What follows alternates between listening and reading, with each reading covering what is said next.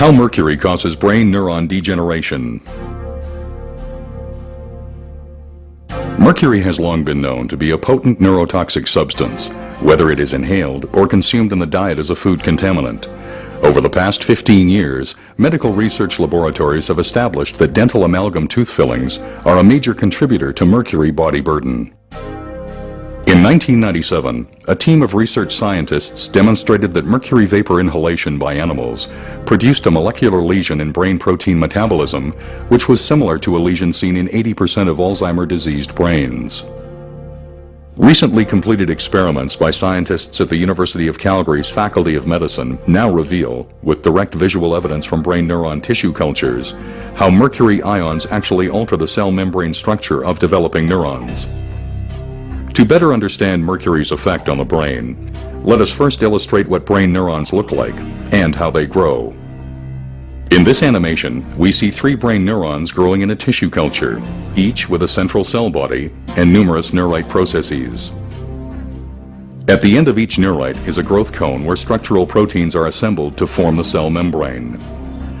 2 principal proteins involved in growth cone function are actin, which is responsible for the pulsating motion seen here, and tubulin, a major structural component of the neurite membrane. During normal cell growth, tubulin molecules link together end to end to form microtubules, which surround neurofibrils, another structural protein component of the neuronal axon. Shown here is the neurite of a live neuron isolated from snail brain tissue, displaying linear growth due to growth cone activity. It is important to note that growth cones in all animal species, ranging from snails to humans, have identical structural and behavioral characteristics and use proteins of virtually identical composition. In this experiment, neurons also isolated from snail brain tissue were grown in culture for several days, after which very low concentrations of mercury were added to the culture medium for 20 minutes. Over the next 30 minutes, the neurite membrane underwent rapid degeneration, leaving behind the denuded neurofibrils seen here. In contrast, other heavy metals added at this same concentration, such as aluminum, lead, cadmium, and manganese, did not produce this effect. To understand how mercury causes this degeneration, let us return to our illustration. As mentioned before, tubulin proteins link together during normal cell growth to form the microtubules which support the neurite structure.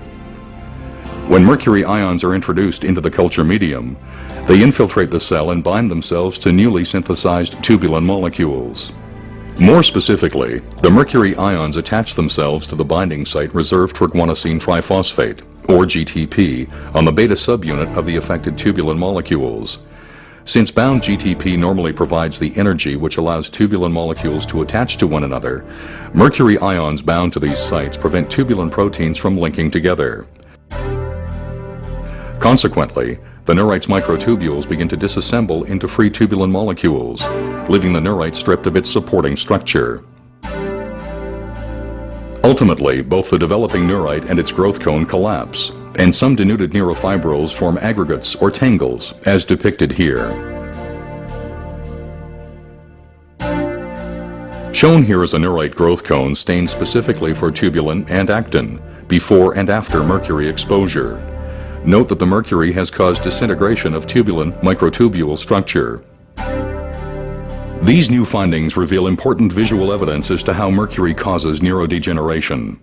More importantly, this study provides the first direct evidence that low-level mercury exposure is indeed a precipitating factor that can initiate this neurodegenerative process within the brain.